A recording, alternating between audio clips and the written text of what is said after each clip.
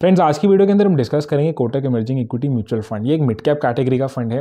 आपको पता है मिड कैप्स जो होते हैं वो आपके लार्ज कैप्स है तो आपको बेटर रिटर्न्स प्रोवाइड कराते हैं, लेकिन आपके जो स्मॉल कैप्स होते हैं उससे बेटर स्टेबिलिटी प्रोवाइड कराते हैं। तो कहीं ना कहीं आपको मिक्सचर मिलता है बेटर रिटर्न्स विद स्टेबिलिटी। तो ये एक अच्छी कैटेगरी बन जाती है आपके पोर्टफोलियो को डाइवर्सिफाई करने के लिए।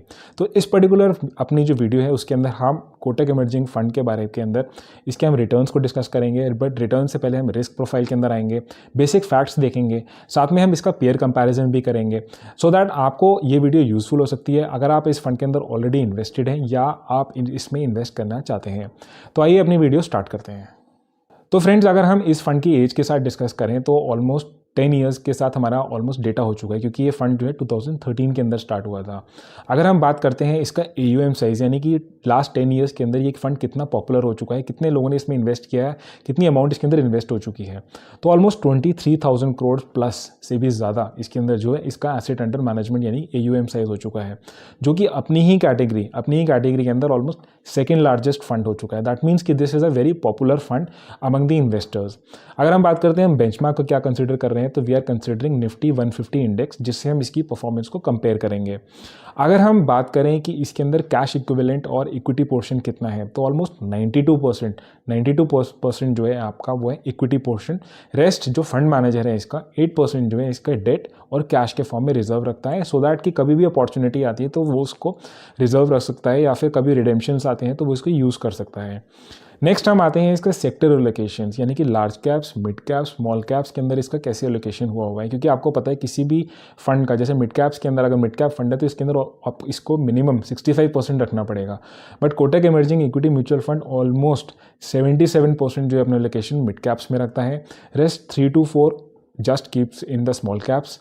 रेस्ट जो आपका आता है वो लार्ज कैप्स, यानी कि लार्जली जो है ये एक मिड कैप कैटेगरी का ही फंड है। स्मॉल कैप्स की बहुत ही कम रिप्रेजेंटेशन इसके अंदर हुई है। नेक्स्ट हम देखते हैं कि इसके अंदर जो है आपका कंसेंट्रेशन, यानी कि कितने नंबर ऑफ स्टॉक्स हैं। तो you will be surprise to know कि इस पर्टिकुलर फंड के अंदर काफ़ी ज़्यादा ऑलमोस्ट 70 स्टॉक्स मिलके बनाता है आपका Kotak emerging equity mutual fund आज के डेट पे। तो ये अपनी ही कैटेगरी के अंदर बहुत ज़्यादा फंड्स हो जाते हैं। दैट मीन्स कि ये काफ़ी वेल डाइवर्सिफाइड फंड है। आगे चल के हम देखेंगे भी कि इसके अंदर कैसे सेक्टर्स और स्टॉक्स का एलोकेशन हुआ है, तो you will also see that कि किसी भी पर्टिकुलर सेक्टर या किसी भी पर्टिकुलर स्टॉक के अंदर इसने बहुत ज़्यादा कंसंट्रेशन नहीं रखा है, इसने बहुत डाइवर्सिफाई किया है। इनफैक्ट अपने टॉप 5 और टॉप 10 स्टॉक्स के अंदर हम अगर इसकी कंसंट्रेशन देखें तो वो भी बहुत ज़्यादा नहीं है as compare to the peers, क्योंकि इसके ऑलमोस्ट अगर आप किसी भी और म्यूचुअल फंड के अंदर देखते हैं तो ऑलमोस्ट टॉप 10 स्टॉक्स या टॉप 5 स्टॉक्स के अंदर इसकी मेजॉरिटी ऑफ द होल्डिंग्स होती है, but this is not the case with the Kotak emerging equity mutual fund. साथ में अगर हम इसका एक ध्यान दें तो इसका जो टर्नओवर रेशो है, यानी कि जो जितना फंड कितना जल्दी जल्दी अपने स्टॉक्स को चेंज करता है, तो ये पर्टिकुलर फंड का ऑलमोस्ट काफ़ी कम, यानी कि one of the lowest turnover ratio होता है, which can be consider as a good point also, but this is not the sole point जिसकी वजह से आप इस फंड को सिलेक्ट करें। सबसे ज़्यादा इंपॉर्टेंट पॉइंट हो जाता है किसी भी फंड को एनालाइज करने के लिए इसके रिस्क प्रोफाइल। तो हम रिस्क प्रोफाइल के अंदर हम डिस्कस करेंगे 2 मेजर पॉइंट जिससे हम इसका रिस्क जानेंगे। So that is one is the standard deviation and another is the Sharpe ratio. हमने इसको एनालाइज करने के लिए क्या किया, हमने पीयर का कंपैरिजन किया है। तो हमने we are considering 3 other funds और हम इसकी वैल्यूज़ उनके कंपैरिजन में कंपेयर करेंगे। तो 3 कौन कौन से फंड्स हैं यहाँ पे? 3 फंड्स हैं हमारा HDFC mid cap opportunities fund, axis mid cap fund and DSP mid cap fund. हम इन तीनों को ही हम इसके अंदर वैल्यूज़ देखेंगे for your standard deviation and your Sharpe ratio. तो स्टैंडर्ड डेविएशन जैसे आपको पता है कि ये डेविएशन जो होती है आपकी बेंचमार्क से हम कंपेयर करते हैं, तो नॉर्मली डेविएशन जितनी कम होगी, तो स्टैंडर्ड डेविएशन जितना कम होगा उतना ही फंड अच्छा कंसिडर किया जाता है। दैट मीन्स कि उसके रिस्क कम है। तो अगर हम इस पॉइंट से देखें तो हमारा जो कोटक फंड है उसके हमारे अदर 3 पीयर्स के कंपैरिजन में स्टैंडर्ड डेविएशन सबसे कम है। और हम साथ में बात करते हैं शार्प रेशो की। तो Sharpe ratio you know that कि होता है रिटर्न्स बाय रिस्क, यानी कि आपका फंड जो है कितना रिटर्न्स दे रहा है बाय कंसिडरिंग द रिस्क, यानी कि जितना शार्प रेशो ज़्यादा दैट मीन्स कि उसके रिटर्न्स ज़्यादा और रिस्क कम। इस पॉइंट से अगर हम देखें तो आपका जो ये फंड है वो आपका HDFC मिड कैप्स है तो इसका शार्प रेशो कम है, बट अदर टू फंड्स आपके जो एक्सिस एंड DSP है उससे इसका बेटर शार्प रेशो आ रहा है। सो दैट मीन्स कहीं ना कहीं अगर आप देखेंगे तो रिस्क प्रोफाइल जो है इसका का इतना it's not that too bad, it's still considerable है। आपका काफ़ी सही तरीके से इसने अपने रिस्क को मैनेज किया हुआ है। तो आइए हम डिस्कस करते हैं रिटर्न्स को, क्योंकि आपको पता है अल्टीमेटली हमें रिटर्न्स कमाने हैं एज एन इन्वेस्टर। तो अगर हम इस वॉलेटाइल, आपको पता है last year was just very volatile year for the equity market, but इसने लास्ट 1 ईयर के अंदर, वैसे 1 year is very small period जिसके अंदर हम किसी भी फंड को कंपेयर कर सकते हैं, और एक डिस्क्लेमर भी होता है कि पास्ट के रिटर्न्स जो होते हैं वो फ्यूचर की परफॉर्मेंस को आपके डिटरमाइन नहीं करते, बट स्टिल आपको कहीं ना कहीं एक आपको कॉन्फिडेंस देता है if the fund has performed well in the past. तो हम इसके अंदर point two point return and also the trailing returns, दोनों ही रिटर्न्स देखेंगे। तो अगर हम एब्सोल्यूट रिटर्न्स 1 ईयर की, लास्ट 1 ईयर की बात करें तो इसने अपनी कैटेगरी को बीट किया है, अपने बोथ इंडेक्स एंड बेंचमार्क को मोर देन 6% इसने ऐसे वॉलेटाइल पीरियड के अंदर इसने आपके रिटर्न्स दिए थे। और आइए अगर हम डिस्कस करते हैं यहाँ पे ट्रेलिंग रिटर्न्स। आपको पता है ट्रेलिंग रिटर्न्स में हमने 3 टाइम पीरियड लिए हैं, 1 year, 3 years and 5 years. Trailing returns जो होते हैं वो आपके पॉइंट टू पॉइंट रिटर्न से बेटर होते हैं, क्योंकि उसमें आपके डेटा पॉइंट्स या जो आप कंसिडर करते हैं या आप तो वो ज़्यादा होता है। तो यहाँ पे अगर हम देखें ट्रेलिंग रिटर्न्स, तो आपके जो डायरेक्ट फंड है, अगर हम देखें डायरेक्ट फंड के, तो वो आपका 1 ईयर के अंदर आपके इंडेक्स को बीट कर रहा है। स्पेशली अगर हम देखें 3 इयर्स के अंदर भी against it's the same story, that means कि आपका जो डायरेक्ट फंड है वो आपका इंडेक्स को बीट कर रहा है, and same goes with your 5 years. So that means कि आपका कहीं ना कहीं लॉन्ग टर्म के अंदर भी अगर हम इसका देखते हैं तो फंड कहीं ना कहीं आपको कॉन्फिडेंस देता है कि इसके रिटर्न्स जो हैं दीज आर मच बेटर। और हमने यहाँ पे क्या किया, हमने पीयर कंपैरिजन किया, क्योंकि आपको पता है पीयर्स से अल्टीमेटली हमें कंपेयर करना चाहिए किसी भी फंड को। तो यहाँ पे अगर हम देखेंगे तो हम देखेंगे लास्ट 1 ईयर के अंदर हमने कंपेयर किया है यहाँ पे।